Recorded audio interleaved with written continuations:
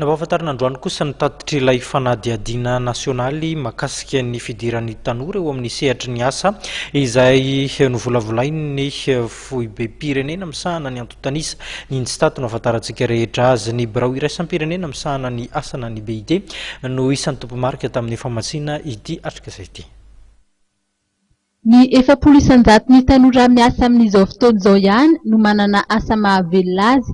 Raha ny fanamariana izay noentiny talain'ny biroany OIT eto amintsika nandritry ny fampafantarana ny taritry ny fanadihadiana izay nataon'ny Instat teny amin'ny trano fandraisam-bahiny Colbert.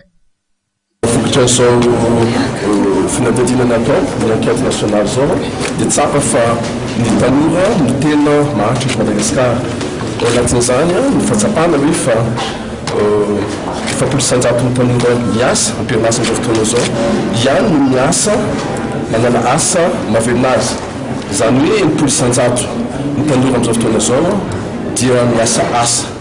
Ny zavatra faharoa dia tsapa fa tanora 7 amin'ny 10, izany hoe 700 ny tanora dia tena tafiditra ao anatin'ny fahantrana. Ka izany zavatra rehetra izany mahatonga azy mora ny fivadiana avy aty amin'ny sehatry ny fianarana no anatin'ny sehatry ny asa. Mora kely izany fivadiana kanefa zavatra tsapa ny asa izay misy atao amin'ny tanora dia asa tena asa izany hoe sous-emploi fa tsy asa tena mahavelona azy. Izay zavatra tsapa atao anatin'izao enquête nationale izay navokatsika androany no nivokatry ny fanadihadiana niarahana tamin'ny Instat. Ilaina ny fametrahana vinam-pirenena eto Madagasikara raha tiana ny hitondra vahaolana amin'ny resaka fampananana asan'ny tanora ary asa mahatratratra any amin'ny rahetsy no afaka foronina. Ny voalohany anatin'izany dia hoe tokony apetraka eto Madagasikara ny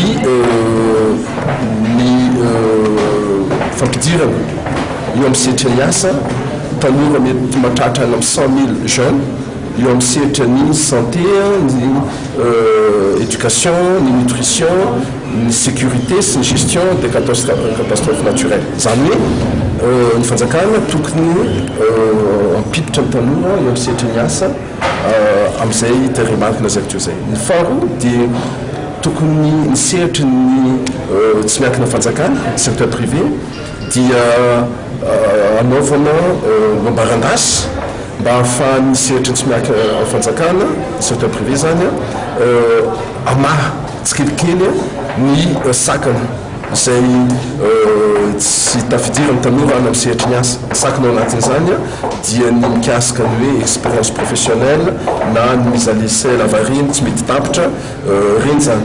Ka ao anatin'izany koa tokony amparany tombotsoa azon'ny mpampiasa dia tokony atokana manokana ao anatin'izao firenena zao amin'ny fampidirana an'asa ny tanora. Izay rehetrarehetra izay no mitaky izay hoe raha anao esaka ny sehatra tsy miankina fanjakana dia tokony anao esaka koa ny fanjakana. Tokony anaovana lobarandasy raha ny voalazany ny sehatra tsy miankina mba hamahana tsikelikely ireo sakana toy ny resaka traikefa na ny expérience professionnelle izay takiny. Mila fandraisana andraikitra mavitrika ny sehatra tsy miankina ny fampananana asan'ny tanora.